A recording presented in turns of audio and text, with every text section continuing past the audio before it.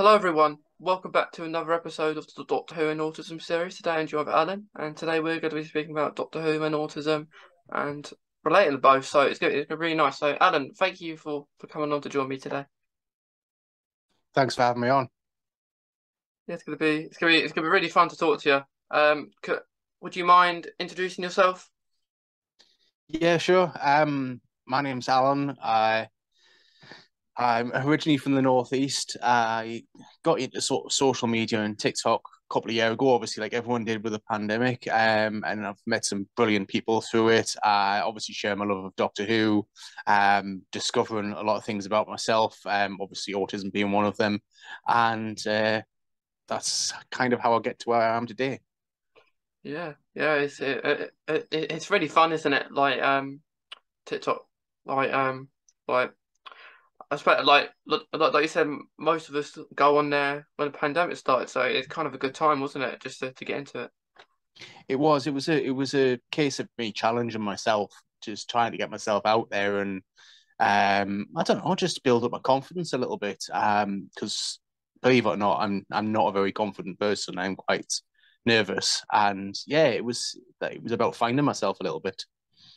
Yeah. I was the same. Like, I never thought I'd be on there just in Doctor Who videos, about different things. Like, I see that you like to do I forgot his name, the one from the Easter episode. Malcolm.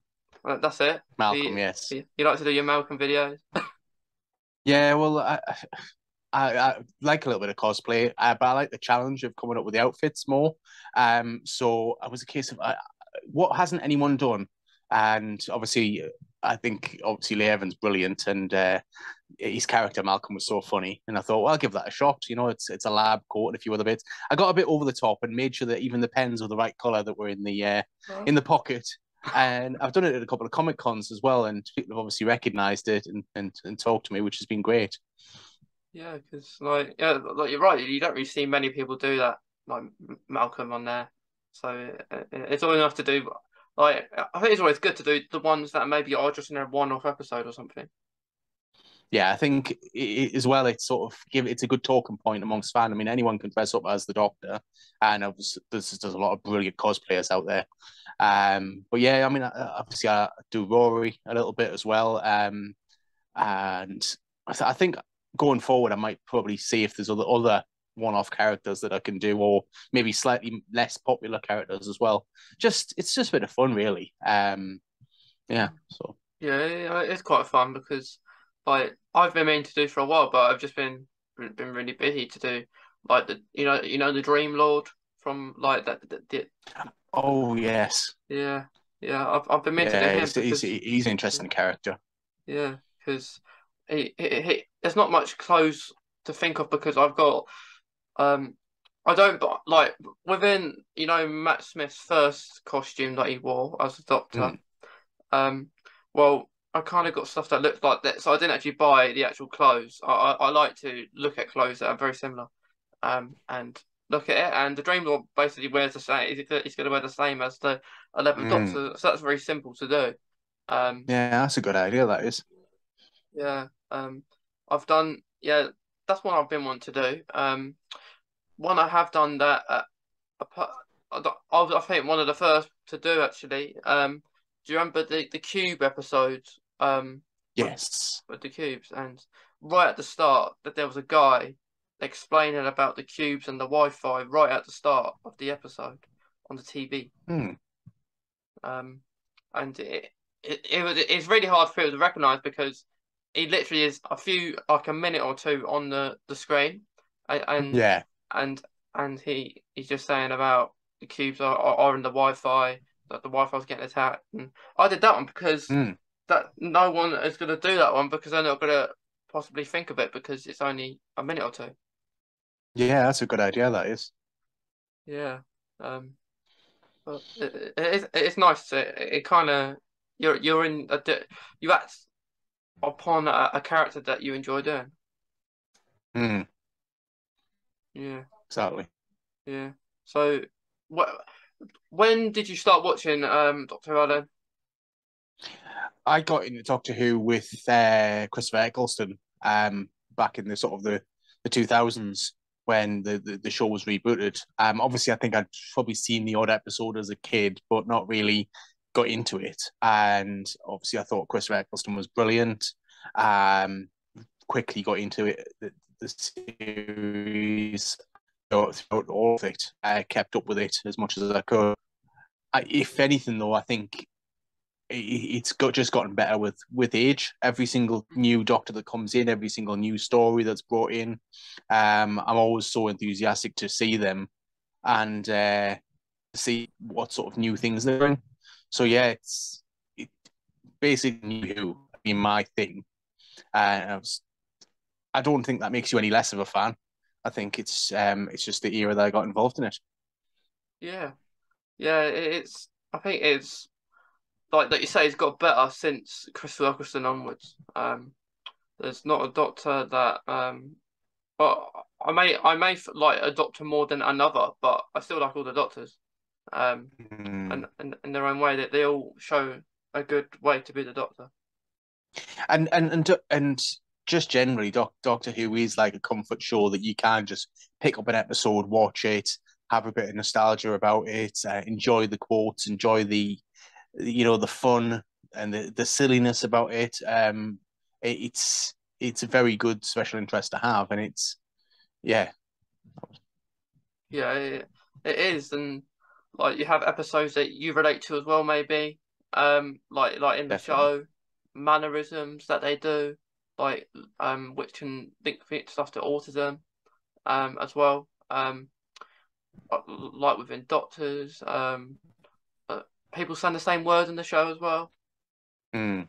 I definitely think the relation between autism spectrum, I even ADHD as well, and Doctor Who is quite a strong relationship. Um, just taking the character themselves out of the show and looking at their mannerisms, the characteristics, there's very much as things you can relate to as a person that's trying to navigate the world as almost an alien. Because I think that's one of the biggest things about being autistic is that you feel lost a lot of the times. You understand what the social norms should be, but you are blundering through life and just kind of making it up as you go along. And the times when the doctor's at his most awkward, or she is the times when I feel the most connected to them, because it's like I get that feeling. I get that feeling of not knowing what to say in a particular scenario. A few people criticised the Jodie episode where Graham was talking about cancer and she just was lost saying, she said, I'm not very good at this. Yeah, And I just so felt that there. I was like, yes, there's probably a thing that you're supposed to say, but it's not. So sometimes that connection, and I think that's why a lot of us who are neurodivergent, who relate to Doctor Who and relate to the character, because of that sort of alien disconnection with the world sometimes. yeah, yeah. No, like when you actually watch that, like, and not understanding what Jodie, the 30th Doctor's going through in that moment, because it's hard for anyone um to respond to what Graham said, because it like you can't help that Graham is in that situation, and it's not Graham's fault, but it's like in his mind he would have been thinking probably maybe a little bit annoyed that Jodie just kind of ignored her, ignored him. But yeah, now you put it like that, it does make more sense. And it's sometimes a neurotypical person will say something in that scenario that might not even be genuine. It's just what they feel they're expected to say because that's the social norm of doing so, and you know you have to say something. But that's sort of like the bluntness to be able to say, do you know what? I don't know what to say in this scenario. Um, and that particular moment made me feel like it's okay to be lost and okay to admit to someone that you do not know how to react in a situation instead of always having to have the right answers, because I think there's a lot of pressure on everyone, to be fair, to come up with the right thing to say in a situation. And sometimes I think we need to be able to be honest with ourselves and go, do you know what? I'm lost here. I feel something and I want to express something nice to you, but I do not know how to deal with this. And I think for me personally, I would appreciate that a lot more if someone was that blunt and honest with me, going, I get you're going through a tough time, but I don't know how to help, but I care. And I think that's that moment there actually resonated with me quite a lot. Yeah, yeah, because yeah, it's okay not to be able to help, but because the Mm. doctor is an alien, helps lots of people, but can't save everyone. Um, from certain situations. Um, and which yeah, it like I'm not sure like where the character storyline with Graham went on from there because like I don't know if he fought the cancer off. I imagine he did because he was still there in the end and he went off. Yeah, yeah, I think that was the thing behind it. But I think it was less the actual illness as more the feelings and the fear that it brought to him. And I think we anyone who's gone through any sort of illness can relate to that. That when it's hanging over you and when there's a health risk. I think you talked earlier on about having a reduced immune system, and I think we could relate to Graham in that moment because he felt vulnerable. He didn't know what was coming, what was next. So yeah, there's I think that is the beauty of Doctor Who generally. I think there are so many human emotions and life situations that it slips in. I think that is definitely the beauty of the show, and I think we can all relate and take out little things and feel like they connect to us personally. They really do because like I think that's why it's been going on for so long. Like they could have stopped it like a few series in, couldn't they? Really, Doctor Who, like from the start, it could have just been a mini show. But and then they have the really good idea of regeneration, um, which is a great it's a great idea and stuff. But yeah, like you say, the Doctor is an alien, but really like pretends they're not like human when in hindsight they are kind of because they act really human. Mm. Yeah, I think, like I say, that is definitely the beauty of the show, the fact it can continue reinventing itself as well. And obviously, there's a lot of people who have said things about Chris Chibnall's era and some of the storylines being a bit out of kilter with the rest of it. But I don't think it matters. I think as long as you can keep enjoying it and they can keep making up new stories and throwing new curveballs in. I think they'll always have an audience. They'll always have people relating to the show. And like you say, that even though the Doctor is not a human character, they do spend their whole time sort of analyzing the human race or very sort of have an affinity with the human race, which I think we feel not without going too deep philosophically into it. I think as humans, we would like to have a protector out there, sort of watching over us a little bit. It's a feeling of safety, like somebody else is looking on that actually cares about us as a civilization, as a species, almost. It would be nice, wouldn't So it? yeah, Like yeah, yeah, the stories. I mean, there's so many heartwarming stories in Doctor Who as well of moments of like good humanity. Yes, there's a lot of bad and villains in it, but the moments where humanity wins over, I think it encourages you and I think makes you feel better about the future sometimes. yeah, I agree, and like it would be nice like that, like just have like you see all these blue boxes everywhere, don't you? That like are just like like maybe in London or like just in random places, and you think, oh, TARDIS is there. I thought that it's a fictional show we're getting TARDIS is all about now. Um, so yeah, it does make you think maybe this is all a dream that we're watching on telly and is actually happening.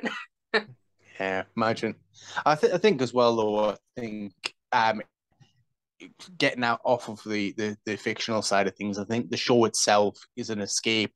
It is somewhere where we can go to enjoy our little fantasies of other worlds and so on, without being too serious and getting too complicated. I think it's just that right mix of fun and just nice things to experience. Yeah, yeah, and like you say with like Jodie's era, it like it doesn't matter. Maybe an episode isn't. It's like in general, isn't it? Because you're not gonna like every single episode in Doctor Who. No. Um, like it's never gonna happen. Like you get, even though you might not like an episode as well as another one, you're still gonna watch it. I think whatever it happens because you just love the show too much. Yeah. Um, Me personally, I found some of the 10th Doctor ones a bit, yeah, didn't really enjoy them as much as others. Sometimes the whole relationship with Rose was a bit awkward for my liking.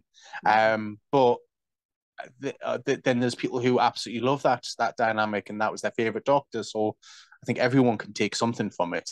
It's been an episode. I mean, obviously, Love and Monsters gets a bit of a rap, but no, I think every episode's had its own little bit of fun and something we can enjoy from it.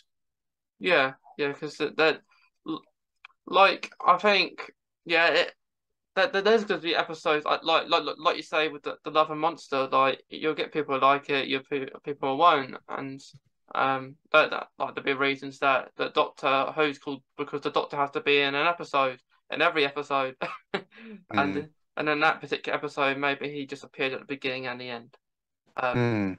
But which then only got to look at Blink, which was a very similar concept as an episode, which is rated as one of the most amazing ones yet. Um, I think the people who played the characters in that were amazing actors and actresses in that. I think that definitely helped. But yeah, it's hit and miss. I think anyone who's writing for Doctor Who, all the different writers they've had, they don't know when they're sitting putting pen to paper whether it's going to be an amazing episode or going to be a little bit of a flop maybe. But again, I think they have as much fun as the watchers do as well. It's just experimenting with it and having a mess with it. I mean, look at the Pating as a character. uh, yeah. it's silly, but it was also a laugh as well, and you could see the comical side. Yeah, the Pating was quite funny. Like it was that I think that was the episode where I think it was a gay couple had a baby. I think it was that episode. Yes, that's the Uh, one. Yeah, yeah, yeah. Um, so yeah, yeah. Some lovely points in that episode. But the villain, the monster, was completely ridiculous. But again, Doctor Who, it's always going to be funny. It's always going to be silly, and that's one of the things I love about it so much. Just the fact that you can detach yourself from that reality and just go. We're having a laugh. We're enjoying this. yeah. You got to have some fun in it. Like it can't all be serious, just fight monsters all the time. There got to be some funny ones, I think, along the way. Oh yes. Yeah. Um, but yeah, I like you said about like 10th Doctor maybe not liking as much as his episodes. I had that feeling with the 12th Doctor's first two series. Um, Mm. I did because I don't know. I just felt that I loved his third series, Peter Capaldi's third series. I thought that was Mm. lovely. I just felt that the first two seasons were different, and okay, It was an interesting dynamic between the 12th Doctor and Clara, and it was stunted at places. I think it was intentionally that way in some respects because it was shown the difference between how the Doctor presents himself, and it probably is a bit of a mirror to society, to that ageism where a person who is older is maybe treated differently because of the way they look and because they don't look so young and hip and youthful. So I think it had some interesting points. But I think yes, the dynamic was very, very stunted, and I think a lot of people struggled with that. It was good when it got to the Zygon inversion, that kind of time, in yeah, some respects. But like you say, some of the episodes definitely. But then, having settled with the Clara character with the 11th Doctor, it was always going to be a change. It was always going to be difficult for people, and it tried to address that in the first episode. but I think sometimes it missed the mark slightly, which is why people struggled with it. But the Doctor with Bill Potts was absolutely amazing. Yeah, That dynamic was brilliant, and Nardole as the comic relief, as it were, was excellent. yeah, So yeah, again, that might not be some people's cup of tea, but I think it worked because you had those sort of chalk and cheese characters. Obviously bringing Missy into it as well. That was such an interesting dynamic. That was also a thing. I think I'm going off on a tangent here. People criticized having too many characters in the 13th Doctor's episodes, which sometimes I think there was. It was a bit crowded. But then it showed in with the 12th Doctor, Nardole, and those sort of characters that it was possible to do that and possible to make it work. So there's such a variety in writing. And as I say, it is a bit of a lottery sometimes when they write these ones. I'm looking forward to what's going to happen going forward as well. yeah. It's really exciting, isn't it? Because like going forward from to what Jodie episode is going to be happening in our last one, and then going forward with Shooty as a Mm-hmm. Doctor, on the 60th next year. Yeah, I'm looking forward to all that. It's gonna be some good ones. Yeah, Some yeah. sad moments, but there always is with Doctor. There's always moments that you're gonna shed a tear. I think that's the good part of it. Um, like you kind of think that in Jodie's last episode that people will die. Unfortunately, it always happens. Really, Mm. each Doctor they always lose someone, and Jodie hasn't really lost anyone really yet. No, everyone kind of just wandered off, didn't they? So Yeah, yeah, that's worrying. I don't want to think about that just yet. yeah. It's all gonna be sunshine and roses. That's what I'm hoping for. Yeah. Anna, do you think that Yaz will go on with the next Doctor into the 60th, or do you think she'll go? It's a tough one because I think from a writing perspective, Russell Davies will want to make a fresh start. So I think he will get rid of Yaz, but I don't think I wouldn't want that personally. And I also think that obviously having seen her, the actress, being interviewed on stage at Comic Con and that, the passion she has for the show, she absolutely loves it, and I think she'd love to carry on in the show. So while I don't think it will happen, I think it should. But that's just my personal viewpoint. I think she'd be amazing with Shooty. So Yeah, we'll see. I think they would as well, actually. Um, Not that her and Jodie don't. Yeah, Mm. it's just saying Shooty from how he is as an actor. He's really energetic. Um, Mm. and like he has serious moments too. So it'd be really nice. But on the other hand, like you've got a new start. You've got near enough the whole of Jodie Whittaker's team leaving. Like Yeah, that they announced the composer's left it going now as yeah. well. So it kind of makes sense for the team, and he has to go. Mm. It'll probably end up being more like a reboot than a continuation in some respects. Yeah, Which is a shame because I think there's elements that should carry on, but it is what it is. Like say we could sit here as fans criticizing the show till the cows come home. The writers will do what the writers will do, and yeah, they'll do what's going to sell and what's going to keep the show's popularity running. And whether you love or hate Chris Chibnall's era, it has definitely got people talking about it. It's definitely got people sort of making up stories or what's the word for it? Hypothesizing the way things are. You know, you've got the timeless child concept and so on, and everyone's got to say about it. So even if it's been slightly negative to some extent, I think the popularity of the show will carry on no matter what they do with it. yeah. Well, I think so because like the own like I am looking forward to it because music is a massive part of Doctor Who and autism as well. Yes. Um, and I think the only downfall that I would say about Jodie's run is the music side of things. Because the music's been okay, but it's not um like It's not I been Murray Gold special, has it? Let's no face it. it hasn't like within Murray Gold, if we were to say to each other, can you name like maybe a few tracks? You're about to do that, and I know he's been there longer, but Hmm. I could possibly name one, or maybe two from Jodie's era, and one being the theme, and Hmm. uh, yeah, he is a composer, but in a way, I am happy that he's decided to go along with the others, just so we can Hmm. have either Murray Gold back or even a new composer. Yeah. Yeah, there's some absolutely epic pieces of music that have been put in Doctor Who over the years, and you can hear them straight away, and you know exactly what episode it's from, or what story it's telling, or which character. So yeah, I think that's gonna. I'm looking forward to that. Yeah. Yeah, because like you would normally get it with companions, and I don't think Yaz got a theme. Dan hasn't really got a theme. You would normally have No. themes for companions, wouldn't you? Like in Hmm. episodes. So like like by speaking about a character like Donna, you know what Donna's theme sounds like, or Martha's, or Rose's. Mm. Um, and I think if the composer added that in, that may have been better.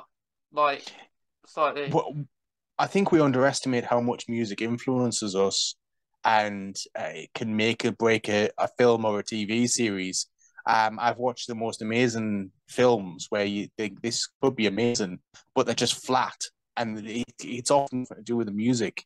If it doesn't inspire you and doesn't create a moment. I mean, look at the Marvel films. I mean, look at the Avengers films. I reckon if you took most of the music out of them, they wouldn't be as popular as they are. But that music is so emotive and very sort of like uplifting. There's definitely a lot in it to say about its popularity. Yeah, yeah, it's just the fact like you take music out of something, it's not going to be as good. Um, and it's huge credit to the actors because they won't have the mood. They probably won't have the music in. It's probably added in after that they actually Yeah. act the scene out, and it makes it sound better.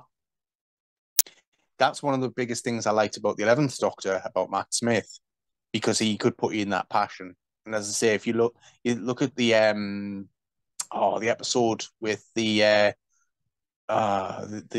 long song, wasn't it, where Oh they're yeah, singing to the sun god type thing, and that speech he does there, and you think, like I say, he delivered that with that much passion without having the music playing in the background, and then you add that music in, and all in all, that the actor coupled with the music just made that and made it memorable. I mean, the actual story, if you think about it, wasn't actually that spectacular a story. I think it was a bit silly in its concept, yeah. It but was. it was Matt who made that episode. The absolute passion and feeling that he had in his speech and in his face. I had a lot of respect for Matt Smith as an actor when it come to Doctor Who. Yeah, He played that old head on young shoulders very well. yeah, yeah. He did, and I've got that. That is my favourite speech. Possibly in Doctor Who. Mm, Yeah, in Doctor Who as a speech. I know there's so many good ones, and definitely Matt's mm. best, beating the Pandora open speech, I think as well.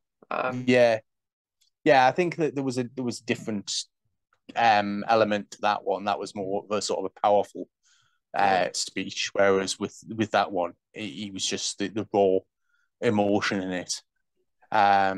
Well, he had some good episodes. Let's face it. I mean, if we talked about Vincent Van Gogh earlier on before we started, yeah, that's going to be what a lot of people's favorite or a lot of people's most memorable episode. And again, he delivered such a powerful performance in that as well as the Van Gogh character. it So was he so did have good. some good episodes.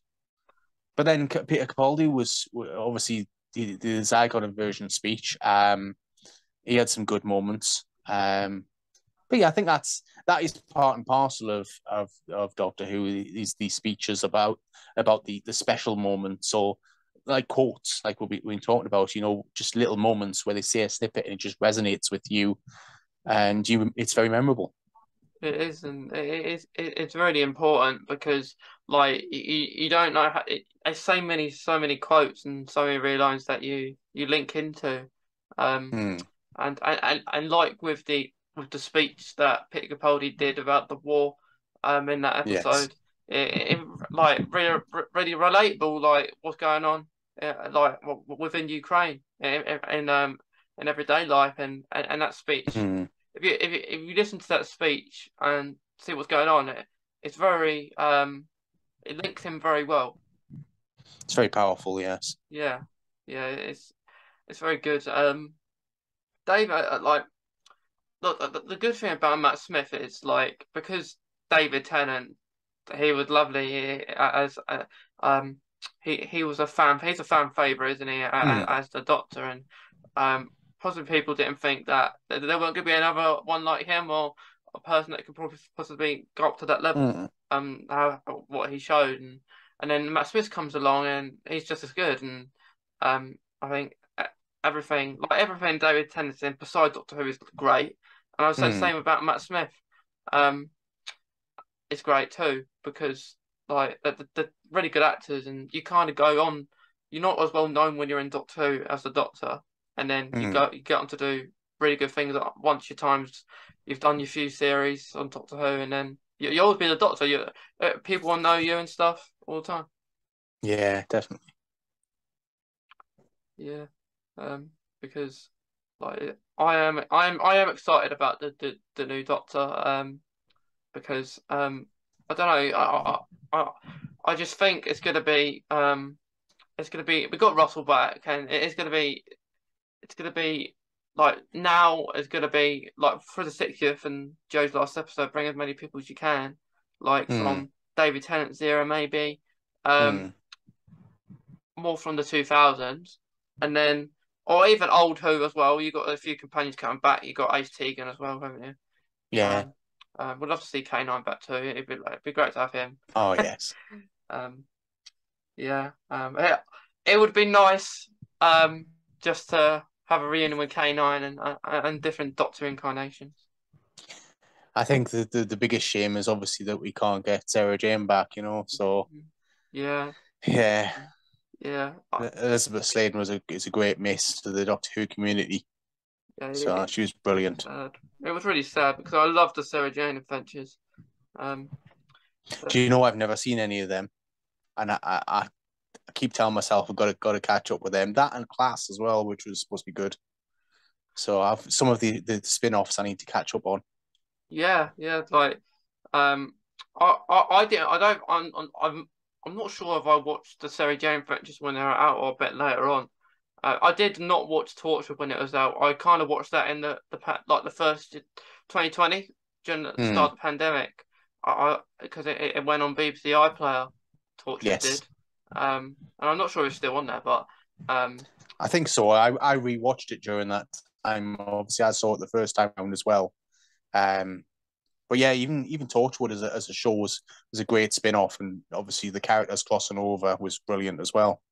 yeah, because I think when they actually filmed it, it was in lines with maybe possibly the fourth series or third series of Doctor Who. Mm. So they did well there. Because yeah, I watched it and then I thought everyone's going to survive in it. Like, and then you get to the end and like Jack and I think Yeah. Gwen were the only ones left. Yep. Oh, there's some painful episodes. I think it just took all of what we know and love about Doctor Who and just put a massive twist on it, and it made it a lot more painful in a lot of respects. But yeah, there's again some amazing writing in that as well. Yeah, yeah, because I don't think in like I won't give you anything about Class, but yeah, they didn't go on to do another series. I think they only did the one, like Yeah.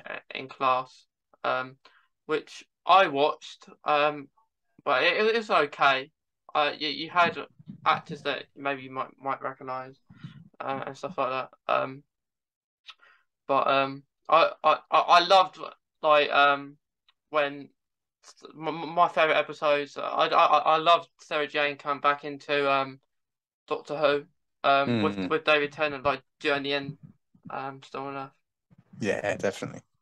They were they were good episodes. And it kind of um it's kind of like what I think Chibnall's trying to do with Jodie's in a way. Yeah, it'd be nice to see some of the what characters coming back, and I think hopefully it'll give that nostalgia like we did in that episode there. Yeah, Yeah. definitely. Yeah, because like why is Ace and Tegan coming back? Why is the Master alive again, and the Mm. Cybermen and the Daleks, all those type of things. But in that trailer, I think there's so many things that we haven't seen, like because like what you think about it, that they give a trailer revealing lots of people and lots Mm. of. I say spoilers because it is spoilers, isn't it? Like every single Yeah. trailer. um, but like they wouldn't show that if there's not more people or more other stuff coming into that episode. Yeah. It's exciting. Yeah, it's gonna be nice because it's gonna be it does give you Star on Earth kind of vibes, but it also gives you End of Time vibes too. Yeah, definitely. Um, which I which was great. And it's exciting. Like what do you think, Alan? Would you prefer that David Tennant is because there's rumors, isn't it? Like David Tennant might be regenerating, or Mm. degenerating. Would you rather that or Yeah. Shooty coming in first? Well, what I've heard is, I mean, I really am really not bothered. I think they'll do what's best for the show. I've heard that he was going to come in as an interim because I think the callback is to when the curator talks about revisiting some old favorites in the faces. So it could be that they put in sort of like an interim doctor, as it were, that's he regenerates into back into that, like a reset. Because I mean, if you remember when Matt Smith did his regeneration, he reset back to a younger version of himself, didn't he? Yeah, So there's always that option that it's a reset in between regenerations. That it's not actually a whole doctor. It's just like it could only be a few scenes for all we know that he's there for. So I don't know. It'd be interesting. I mean, obviously there's thoughts of parallel universes, there's thoughts of all sorts of stuff that it could be. But I think that's the joy of it. We can speculate all we want, but I think we just got to hold our breath and see what they. yeah. I think so because like I think they want to do kind of multiverse kind of thing, don't they? Doctor Who now, Mm. um, where you're doing that kind of stuff, and yeah, it's pretty cool. Well, it's got to be if they're bringing Donna back because obviously they're going to have to try and tell a story around the whole memory wipe thing because it would be a bit. It would do it a great disservice if suddenly they just really completely retconned the memory wipe as like, oh, that didn't really need to happen. So I don't know. I don't know how they're going to do it, but again, that's the beauty of it. You just got to see what comes next. Yeah, that'd be good. Like, imagine if like that's actually happening. That I would love flashbacks. Like, within series 4, for example. Mm. Like, even though it's probably not that Doctor, like David Tennant in the 60th, but because of his new suit, maybe like there's so many different things we could say. But all I want is flashbacks. I'd love a flashback, like David Tennant about to the 10th Doctor about to wipe Donna's memory, and then like David Tennant, other Doctor from a different timeline, comes in and Mm. snatches Donna or something, and then he brings him into his universe, and then it Yeah. goes on from So there. yeah, that's an interesting concept. Maybe this happens in between that then and then, so they have like a few adventures, and she gets dropped off back there, ready for him to do the memory wipe or something. Yeah, could squeeze that in. At the end of the day, he's a time traveler, isn't he? So he can do whatever he wants to some extent. Yeah, So yeah, don't know. We'll see. But it's then obviously there's the thought that the new Rose character is going to be Donna's daughter. hmm. So that's potential of maybe being after that. So yeah, it's all on the balance. We'll see what happens. Yeah, it's great that they got like Rose and like a daughter, because it's really interesting because they got Wilfred as well, haven't they? And Hmm. the whole Don the Noble family. So it's gonna be Yeah. interesting. I think. Oh yes. Um, didn't expect to see Wilfred back though, but it's nice to have him back in there. Yeah, he's such a sweetie, isn't he? Brilliant. Yeah, yeah. Um, like I kind of got Wilfred vibes with Graham. I did really like Bradley Walsh's character. Um, Yeah, yeah. I think they could have done better with it, but I think Bradley was he's a great guy and from what I gather. You know, he's and he loved being in the show as well. So and he brought a different dimension to it. And I think Dan carried it on as well. See that having the sort of comic comedian characters in, we've had quite a few comedians in, haven't we? Obviously, having Matt Lucas in for Nardole, we've had Lee Evans in as Malcolm, which you talked about earlier on. So yeah, I think there's quite a theme of bringing comedians into serious roles almost. So yeah, mind you, I don't know if we can call Malcolm's role serious because let's face it, he was just a caricature, wasn't he? But yeah. It was quite funny, Malcolm, wasn't he? Yeah, I think Lee Evans likes that kind of silly sort of geeky character, and I think he really enjoyed playing that. You could tell he was just living the moment, you know, and enjoying it. Yeah, and I bet he loved the moment when he sees David Tennant, like at the end, and he's like, "I love you" and stuff like that. I love you. Yeah, yeah, I like that. Yeah, that was a crazy episode as well. You know, with the metal flying things and the flying bus, and you know, and Michelle Ryan playing this sort of like Lara Croft type. If you describe that to somebody, they go, "On what on earth are you talking about?" But it worked as an episode. It was really good. And then obviously the prophecy with the lady at the end about he will knock 4 times that became very integral. Yeah. So a very pivotal episode in a lot of respects. That was, you know, there's a lot in it. Yeah, it was really good. That Easter episode. It was really intense and like it was great because like the Doctor hasn't got any of his companions like he's used to, so it was nice for that just to be honest by himself and not have everyone else. Yeah, definitely. It's one of the things that I want to see with Shooty to start with, like no companions. Maybe a few episodes. Just blundering through and finding out who they are without settling down. Yeah, it'll be interesting. Yeah, because briefly for the Ninth Doctor, but it wasn't that. That was the other way around. It was opposite. So you see the companion first, and then Ninth Doctor comes into it a little bit in. But yeah, it'll be nice because almost like that they spot someone needs help, and then they ask, "Do you want to come with me?" Yeah, it is a little bit cheesy sometimes, you know, and I think that's where they probably missed a trick with the 13th Doctor because they instantly paired her up with the first people she met. So maybe there was needed to be an exploration first, whereas every other Doctor's carried on from a previous companion. Yeah, haven't they? So I think that's one of the biggest differences. Although Matt started off with Karen Gillan, but again, it was a slow start for them. It wasn't just like, "Hello, join me now." You know, she was a little, and then there was the disaster happen at the end, and yeah. So I think you're probably onto something there. They threw the companions in too quickly with Jodie, which maybe her character would have developed better with just an episode where she's just meeting random people. Yeah, I don't know. We're not the writers, though. We can only just make these things up, can't we? Yeah, we don't want to be the writers. It's too hard. Stuff like that, you know. Yeah. And you can't please everybody, no matter what they do. There'll always be critics. There'll always be people who go, "Oh, I wouldn't have done it that way," but we can just sit there and enjoy it.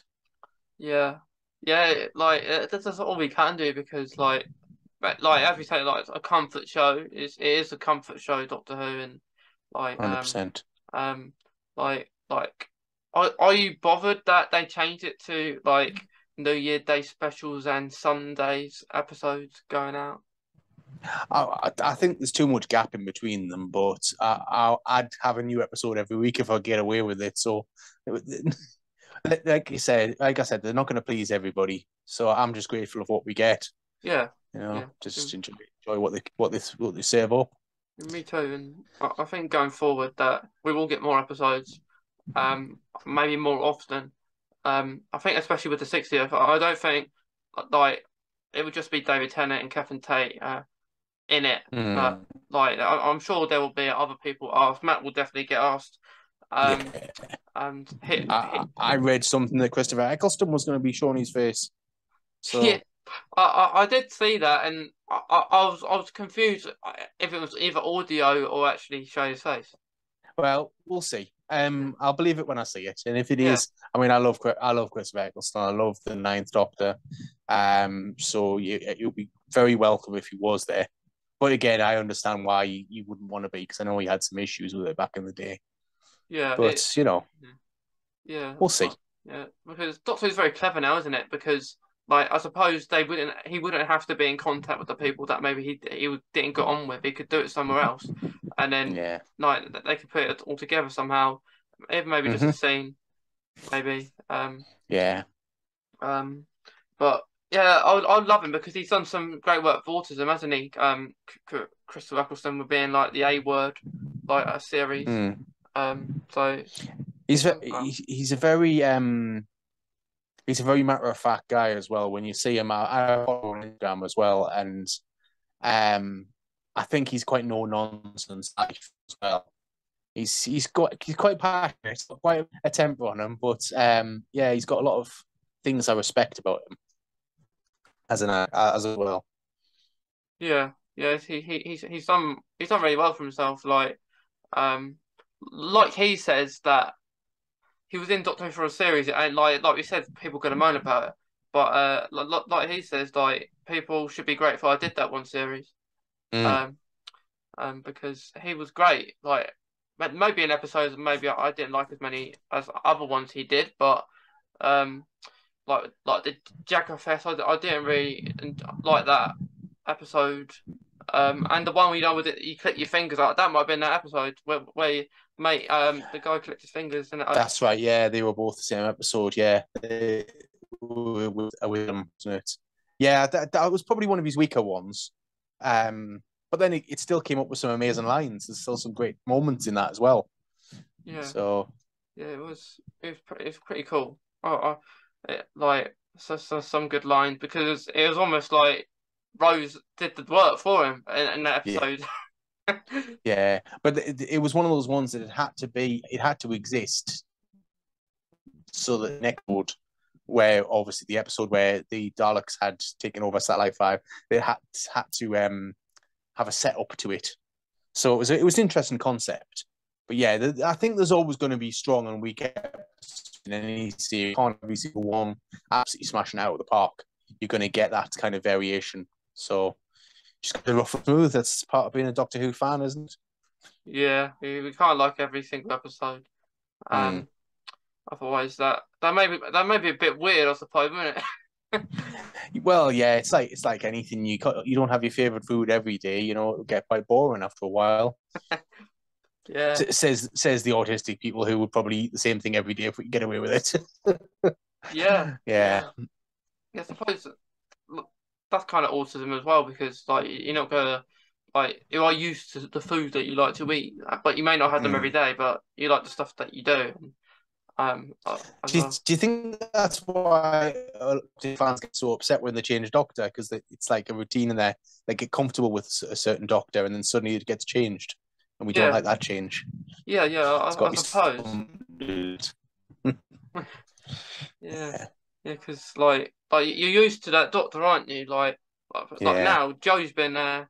I think I saw today that she's actually she's done the most time as the doctor, or like had the Yes. longest thing on as Yeah, the because it's doctor. been spaced out, haven't they? So it's been like best part of 5 years or something like Yeah, that. Yeah. yeah, and I was shocked actually. I was Hmm. shocked because I did think David Tennant was like did the most, but and then you had Jodie But just he crammed a lot of work into a short time. Didn't he? A lot of episodes were released in a yeah, short space of time compared to it's been quite drawn out and spaced out, especially because of the pandemic and everything. The filming was a bit stunted for a while and so on.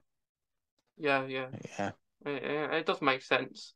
Um, but yeah, it's gonna be really interesting to see what happens. But Oh yes. yeah, very exciting stuff. Mm-hmm. Very exciting stuff. But also, do you think that is that like because of like clothes as well within autism? Because the doctor normally wears they normally wear the same kind of clothing quite a lot of the time. It may be up to two maybe costumes, but it's quite Mm. frequent. Do you know that there's definitely something in that? I think it, it's like a conjuring, isn't it? You see the same character in the same outfit, it kind of you relate to them. You know, it's like that's them. That's my sort of connection to the world. You know, that's the constant. So yeah, and I think that's why we sort of relate to the characters. I mean, I'd quite happily have exactly the same outfit in my wardrobe. You know, maybe just a summer and a winter. That just switch from one to the other. You know, that if I could get away with it. But on the flip side of things, I do like colors and varieties. You know, I like the flair, but I'd like to be able to just it be my decision when I switch something. But bearing in mind that I have a sort of a comorbid ADHD and autism diagnosis, so mine do kind of battle each other a lot. So one minute I want variety and I want chaos, and the next minute I want order and peace. So Well, okay. again, that the aspects of that in Doctor Who as well, because you have that.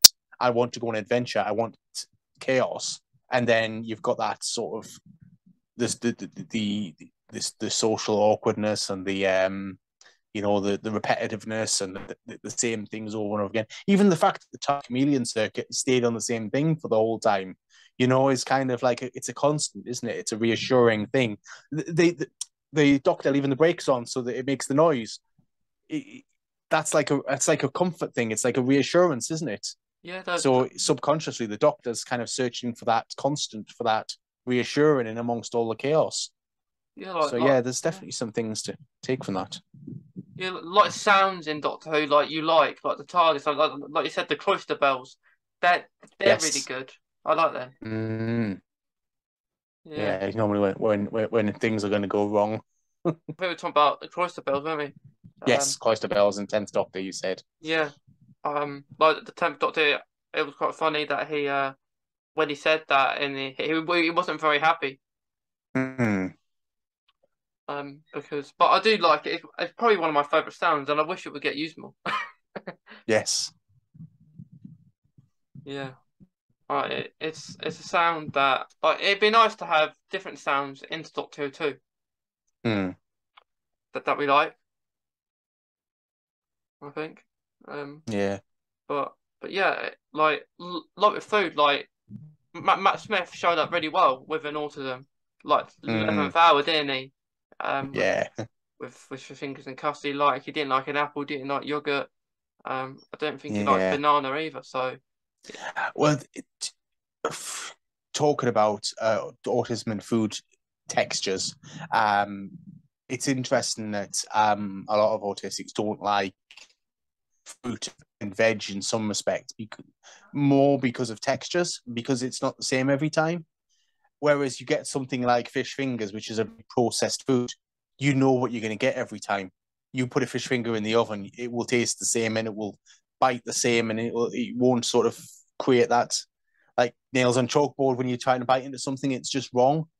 The same. So yeah, fish fingers and custard, while it's an odd combination, they're both constants. You know, if you know you get a packet of custard and you get fish frozen and fish fingers, they're always going to be the same. So yeah, there's something in that, I think. Yeah. yeah, I don't think that he actually had fish fingers. It would have been someone else, I reckon. Like Yeah, it he was was there. it was coconut sticks or something, wasn't it? Or Yeah, something I that think they so. did it for the sake of the actual filming. But Yeah, yeah. yeah. See, when I did a TikTok where I was simulating that, and I just used wafers. They were just like little beige wafers What did you? dipped in custard. I chickened out of doing the real thing, unfortunately. Yeah, yeah, yeah. Because if you think about it, the fish in the fish fingers would fall out into the custard, and you wouldn't be able to eat it really. It'd be a bit weird. Um, Yeah. um, I'll give it a shot at some point, you know, when I'm feeling adventurous. yeah, yeah. I might try it maybe when the anniversary of the episode is probably next year now, maybe or something. Yeah. Um, Maybe a good time to try it. I like when the anniversary to come out for the episodes. It makes you feel Yeah. old. Oh yes. Makes you feel old, doesn't it? Yeah. Hmm. Um. So, was your diagnosis of like autism and ADHD, Alan, quite recent? Well, obviously, I think I started out like most people did by realizing there was certain things that I was struggling with in the world, and I always had done. And it always starts with a self diagnosis, and that's how I started. and I researched it and looked into it more and more and more. And it was a given. I mean, it didn't take a psychiatrist to tell me that, but it was nice. Literally 3 weeks ago, when I got my ADHD assessment, my final assessment, and the doctor basically said at the end, he said, can confirm that you do have ADHD and you have the traits of autism spectrum disorder as well. So that was validating to hear that I wasn't making it up. I wasn't barking up the wrong tree to actually hear it from a professional. I mean, the actual autism assessment is going to be, I mean, the waiting list is like 4 years or something at the moment. So, but because I've now had the psychiatrist who's confirmed those things, along with my other therapist that's dealing with trauma from childhood as well, and I've had professionals who've confirmed confirmed my fears, as it were, or my conclusions. It's nice to have that. Yeah. But then at the same time, I would never say that anyone who's not got those professional sort of validations, I don't think they should feel that they have to have that in order to be valid. Self-diagnosis is 100% valid, and I think that's how we have to start. I mean, yes, there may be the kind of person who will go, "Oh, I'm a little bit socially awkward, so I must be autistic." Maybe, but on the whole, it's not the sort of thing you really want to say that. It's not like I'm suddenly going to make myself a social pariah because it's cool. It's because you've been struggling with something and this is what you're seeking. You're seeking that validation and diagnosis to go, what is it that's made me different or struggle throughout life? Because it is a learning difficulty, whether you like it or not. Everyone can try and spin it in whatever way possible. It's a difference and a difficulty that has made us struggle throughout our lives. And those people who are recognizing this now and going through whatever type of diagnosis they are they're all as valid as each other. So that's my sort of take on it. While I've had the psychiatrist to confirm my diagnosis, it doesn't mean to say that it wasn't valid until that point. Does that make sense? Yeah, it makes I think sense. I know what I mean. Yeah, I mean, like you're saying, you probably have had that with you a while, but you just, I suppose as you get older, you kind of see these things, don't you? Oh yeah. Like when I was at school, maybe I struggled and didn't ask for help, or I want to do it on my own and don't want to ask people to disturb the class or let people see me a different way. So yeah, I think the people who have got, should we say, lower support needs, because I think that is the most gentle way of putting it.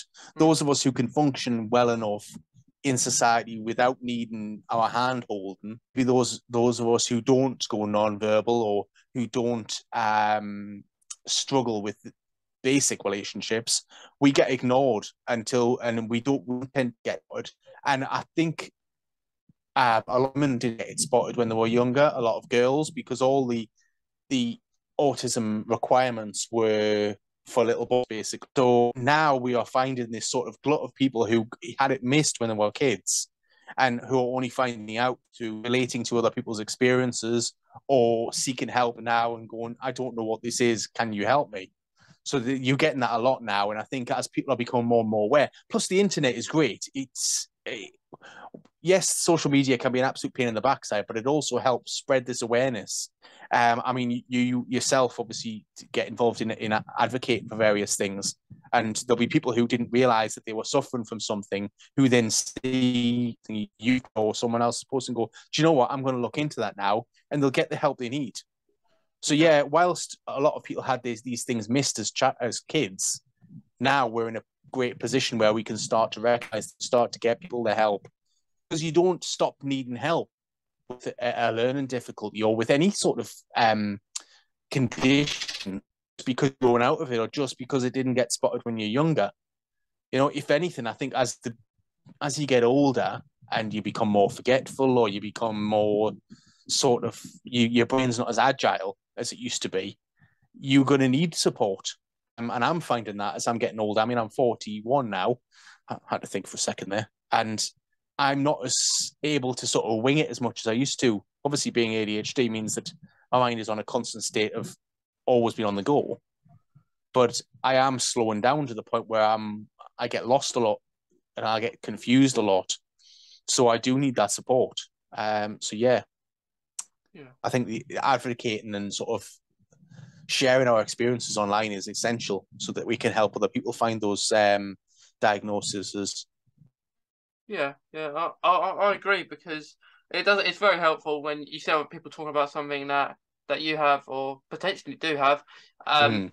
because it helps you, and like you relate to those things, and it's hard because like it's hard. I see more people getting diagnosed later on now with autism, ADHD, Yeah, and ADHD. I was fortunate because I was diagnosed when I was about 9. yeah. But with autism, not ADHD. Um, but yeah, it is hard to get a diagnosis anyway, because there's a really long process, isn't there, that you have to There go is at the through. moment, and yes, it's a victim of its own success because people are realizing that they've had this diagnosis missed as children, and they're seeking it now. But that just creates a long waiting list, which has been painful. I'll say that. But I'm just glad that I started the process, Yeah, so I can actually get that help. and you're on that waiting list now. Then are you? Yes, yeah. I could go private, but it is a lot of money to pull out, and Mm, you know, I don't think at the moment. Obviously, the ADHD one was priority, so I went right to choose for that to get help quicker. But with the autism one, I don't think it's going to make that much difference in my life having somebody sign off a paper to say mm, that. Like I say, I have had the ADHD assessor say that, and that confirms it to me as much as I need for now. So I'm quite happy to sit on the NHS waiting list and just be whenever it comes along. So that's my current thoughts on it anyway. I mean, it may get to a point in maybe a year's time when I'll think, do you know what, I'm going to skip the queue and going to go private. I'm going to pay for this. I've saved up a little bit of money. I'll get that assessment, but I don't think it would make that much difference in my life at the moment. yeah, I have the support out there. I have people who get me and understand what I'm going through. So I don't need as much support on the autism side as I do on the ADHD. Funnily enough. okay, yeah, because like so you got your ADHD done like 3 weeks ago. You said, Yeah, I mean, it's taken best part of a year and a half to get to that point. mm, Various assessments and obviously admin taking their time. And I've still got another 6 months waiting list to get any sort of medication help for it. But I feel like I've hit a milestone on that one. I feel like I've finally got there. It took some doing, but we're there now. yeah, and like what kind of how, what made you think about getting that ADHD kind of process then? Like, what come across your mind to kind of get that done? Well, it's a few years ago, obviously, I've always struggled with social situations and so on. So, funny enough, it was the autism that came up first. And my other half that, had I thought about, being on that spectrum, and maybe that's why that I struggled with certain situations.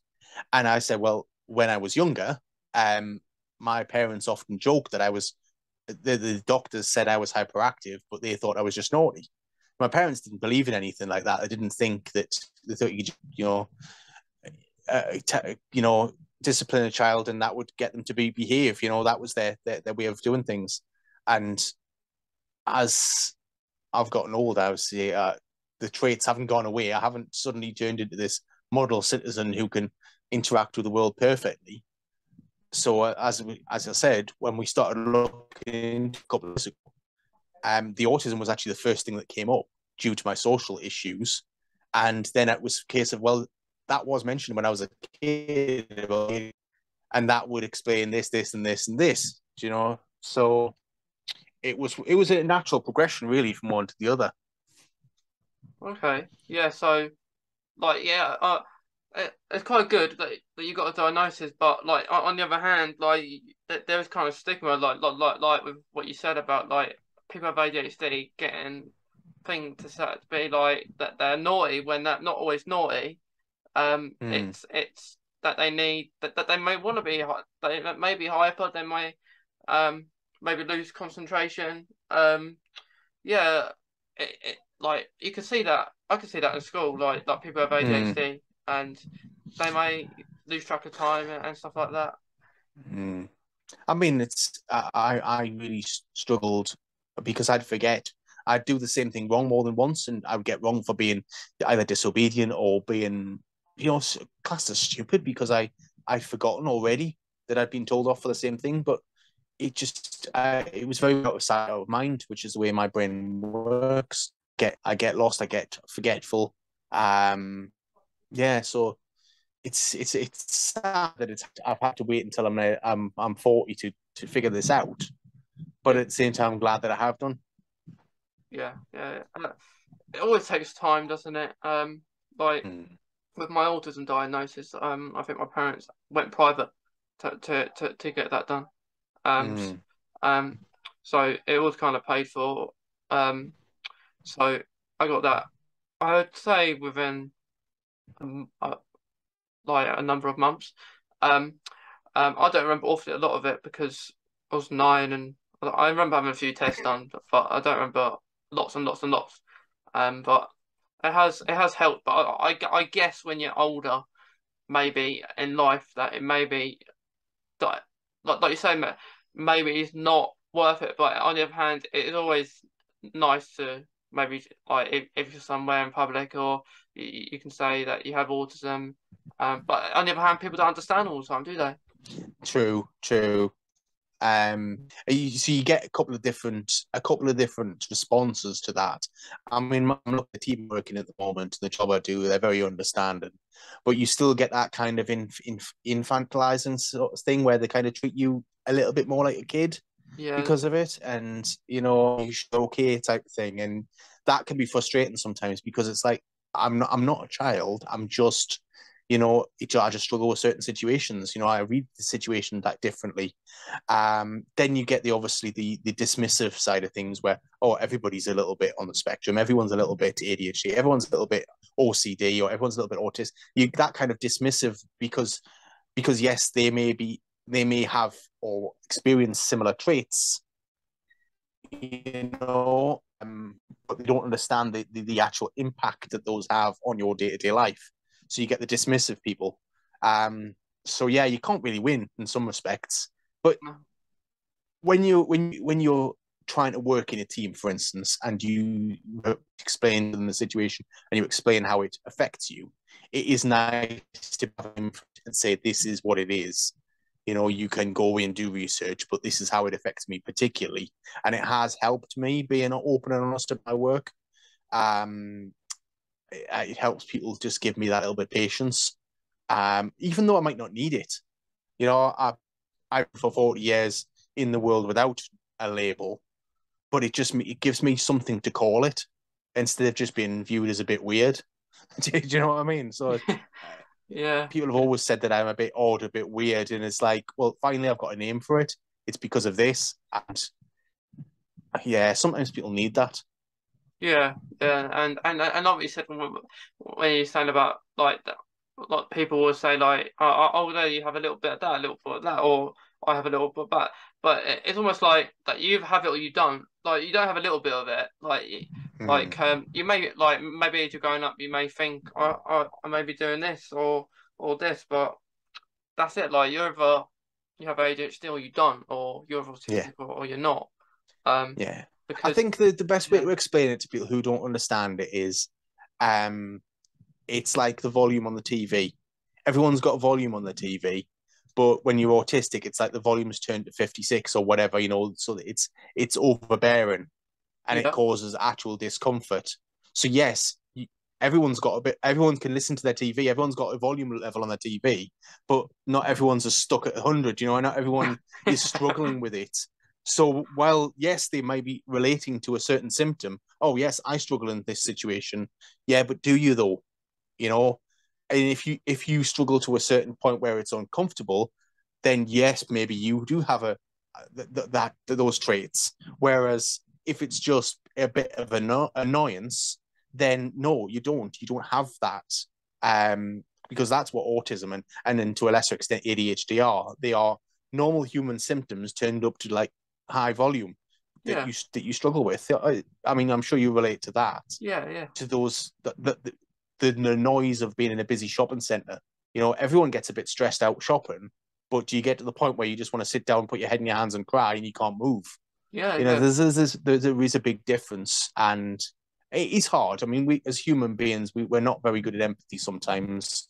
And the ironic thing is that us autistic people are often more empathetic. Um, we kind of get these things more because we experience them, Yeah. whereas not non-autistic people or neurotypical people might not be able to get that feeling and understand what it is like for us. It's ironic that it's backwards, isn't it? Yeah, yeah. I like the way you say like about volume because it is it like in a shopping centre for example because it is like the noise like it can't turn it down unfortunately Mm-hmm. in a shopping centre it'd be nice you have that little remote that you could do that but yeah that explains it really well and going back to like if everyone was a little bit autistic like when people say that or a little bit anything like ADHD we would all know about it, wouldn't we? Mm-hmm. Like, Yeah. really? And then everyone would be more considerate and shopping centres will be quieter and the lights will be dimmer because everyone was a little bit that way, but it's not. It's yeah, it is a hard one to try and explain to people, but I think people are getting there.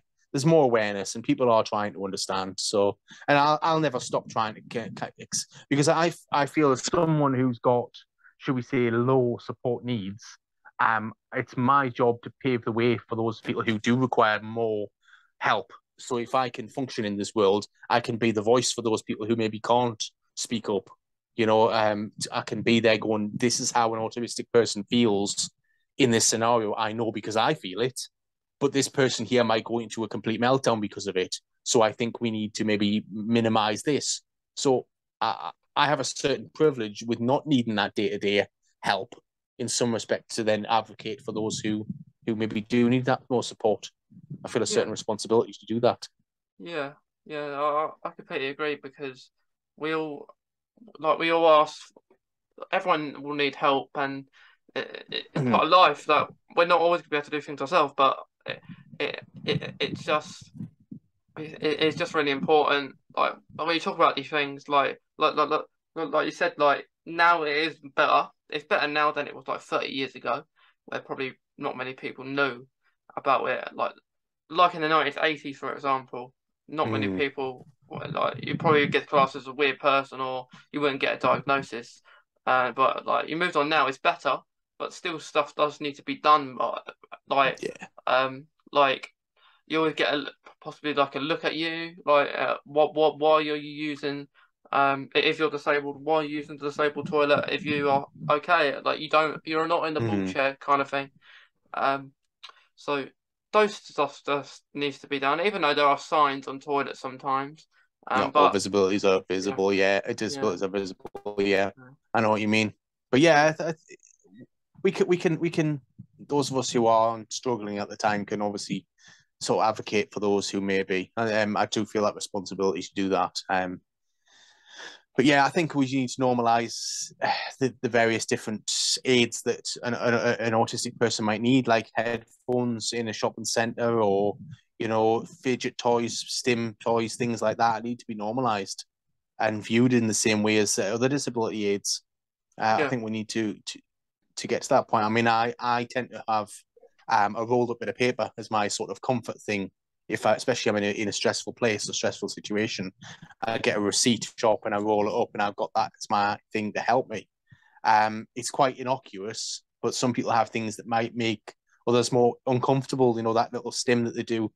Um, but yeah, we got to normalize and we got to sort of educate people on this. yeah. Like more doing like we're doing now, Ellen. I think Yeah, hopefully it will get somewhere and. It's hard to explain, isn't it? Like all the time, like repeat yourself. very much so. Yeah. Yeah, and then you just get tired, don't you?